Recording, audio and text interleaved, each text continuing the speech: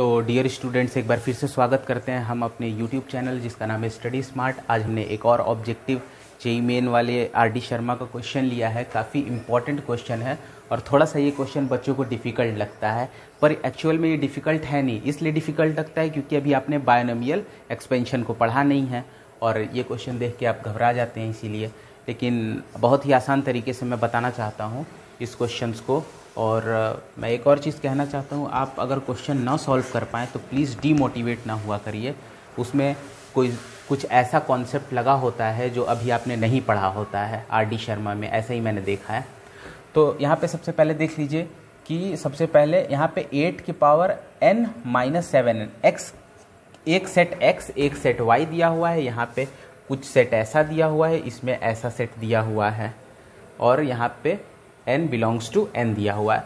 तो सबसे पहले हमें ये देखना है कि हमारे पास चार option, x is proper subset of y, y is proper subset of x, x is equal to y and none of this, ये ऑप्शन हमारे पास है।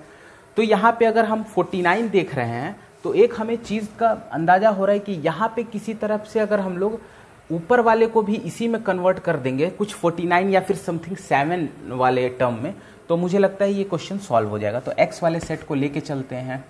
तो सेट x में हमारा दिया हुआ है 8 to the power n minus 7n minus 1, कुछ ऐसा दिया हुआ है।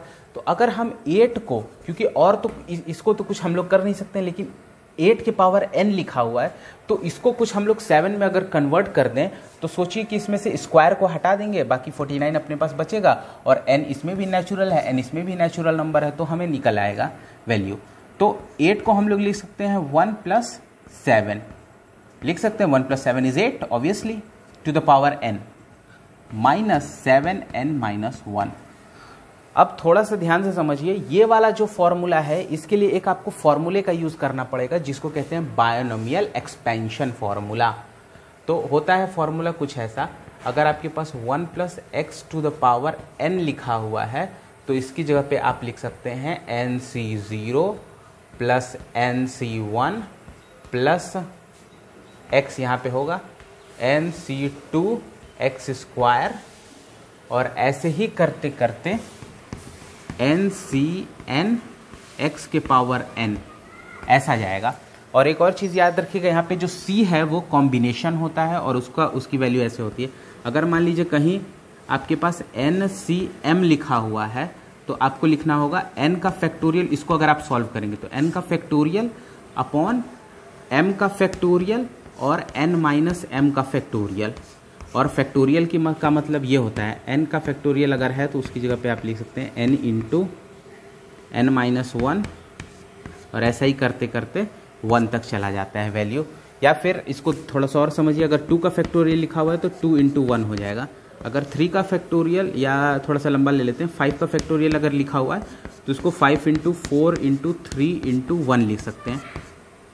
देखिए ये इतना कॉन्सेप्ट इसमें यूज़ होगा, तो इसी को मैं यूज़ करता हूँ। सबसे पहले 1 plus 7 to the power n, इस वाले फॉर्मूले पे रख देता हूँ। n है अपना, वहाँ पे भी n है, तो nc सबसे पहले 0 हो जाएगा, उसके बाद फिर बीच में प्लस लगेगा nc1, अब x की जगह पे 7 हो जाएगा, डॉट 7 प्लस nc2 डॉट 7 का स्क्वायर, प्लस ऐसे ही करते करते ncn dot 7 to the power n, और यहाँ पे देखिए माइनस 7n माइनस 1 रहेगा। अब इसको सॉल्व करते हैं nc0 को। और एक और चीज़ याद रखिएगा, 0 का फैक्टोरियल जो होता है वो 1 होता है। जब मैं फैक्टोरियल वाला चैप्टर पढ़ाऊँगा तो मैं आपको बता दूंगा, जब मैं ये वाला टॉपिक पढ़ाऊँगा कि 0 का फैक्टोरियल 1 कैसे आए, ये भी मैं बता दूंगा बाद में। अभी देखिए, जब इसको आप सॉल्व करोगे तो इसकी वैल्यू 1 आनी है। जब आप इसको सॉल्व करोगे, देखिए इसको सॉल्व करके मैं दिखा देता हूँ nc1 को। तो nc1 को मैं इधर सॉल्व कर लेता हूँ, थोड़ा सा डिटेल में समझा रहा हूँ इसलिए थोड़ा सा हो सकता है कि लंबा क्वेश्चन लगे, लेकिन इस क्वेश्चन को अवश्य आप समझिएगा क्योंकि काफ़ी इंपॉर्टेंट क्वेश्चन है ये वाला। तो यहाँ पे अगर हम लोग देखें तो क्या है हमारे पास, हाँ nc1 को हमें सॉल्व करना है। तो n को हम लोग लिख सकते हैं n का फैक्टोरियल अपॉन 1 का फैक्टोरियल और n माइनस 1 का फैक्टोरियल। अब ध्यान से समझिए, n को हम लोग क्या लिख सकते हैं, n और n-1 का फैक्टोरियल और अपॉन n-1 का फैक्टोरियल। तो n का इससे ये कट गया, हमारे पास बचा n। तो इसीलिए यहाँ पे ये वाला n जो है वो यहाँ पुट हो जाएगा इसकी जगह पे, और क्योंकि ये 7 के साथ मल्टीपल है इसलिए 7n रख दीजिए। देखिए अब इसके बाद हमें सॉल्व करने की ज़रूरत नहीं, क्योंकि ये वाला हमें देखिए इधर वाला कट जाएगा इधर वाले के साथ। तो अब बाकी के जैसा लिखा है वैसे ही उतार दीजिए। डॉट 7 का square plus dash dash dash plus NCN और 7 टू द पावर n। ये वाला इधर वाले से कट जाएगा, -7n-1। ये वाला इसके साथ, ये वाला इसके साथ गया। अब बचा अपने पास खाली ये वाला टर्म, NC2.7 का स्क्वायर प्लस NC3.7 का cube plus NCN.7 to the power n। अब देखिए सब में से देखिए इधर स्पेस ख़त्म हो गया इसलिए यहाँ पे मैं लिख देता हूँ। तो मैंने बताया 7 का स्क्वायर उसमें से कॉमन ले लीजिए। 7 का स्क्वायर अगर आप कॉमन लेंगे तो आपके बचेगा NC2 प्लस NC3, और यहाँ पे देखिए 7 का स्क्वायर कॉमन गया है तो बचेगा 7.7, और प्लस ऐसे ही करते करते देखिए यहाँ पे प्लस NCN डॉट, यहाँ पे देखिए यहाँ पे 7 की पावर n था, 7 की पावर n, तो क्योंकि 2 कॉमन ले लिया गया है तो डॉट हमारे पास बचेगा 7 टू द पावर n-2। तो ये हमारे पास बचेगा। अब जैसा कि आपको पता है n जो है वो नेचुरल नंबर से बिलोंग करता है। अब आपको सेट y को देखना है। तो y में देखिए ये जो 49 है वो इस 49 के साथ मैच कर रहा है, इसका मतलब है कि ये दोनों कॉमन हैं। अब यहाँ पे अगर n-1 की बात करेंगे और n अगर नेचुरल नंबर है तो नेचुरल नंबर स्टार्ट्स विथ 1, तो अब n की जगह पे अगर आप 1 रखेंगे तो 0 हो जाएगा, n की जगह पे 2 रखेंगे तो 1 हो जाएगा। तो इसका मतलब है कि 0 से लेकर सारे नंबर इनके बीच में आ जाएंगे y वाले सेट में। तो y वाले सेट में जो होगा वो 0, 1, 2, 3 से लेकर इनफाइनाइट तक सारे नंबर आ जाएंगे। देखिए 0, 1, 2, 3, 4 सारे आ जाएंगे इनफाइनाइट तक इसमें n-1 में।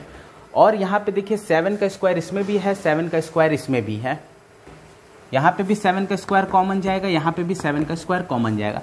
तो इसका मतलब है कि इसमें देखिए इसमें हो सकता है कि कुछ ऐसे एलिमेंट हो जो इसमें एक्स्ट्रा हो, इसलिए हो सकता है क्योंकि यहाँ पे भी n नेचुरल नंबर से बिलोंग करता है, यहाँ से भी n नेचुरल नंबर से बिलोंग करता है, लेकिन y वाले में नेचुरल नंबर सारे आ जाएंगे 0 से लेकर पूरा इन्फाइनाइट तक। लेकिन हो सकता है कि इसमें सारे ना आ पाए, इसलिए क्योंकि कुछ तो हमने कॉमन ले लिया है, कुछ तो हमने कॉमन निकाल लिया है, और यहाँ पे 7 का स्क्वायर भी है, 7 का स्क्वायर भी है। तो ऑब्वियसली हम ये कह सकते हैं कि ये वाला x जो होगा वो प्रॉपर सबसेट होगा y का, ऐसा हम लोग कह सकते हैं। तो इसका मतलब है ऑप्शन, तो यहाँ पे देखिए x ऐसा कुछ आ गया, x is the proper subset of y, इसका मतलब है option number A is correct.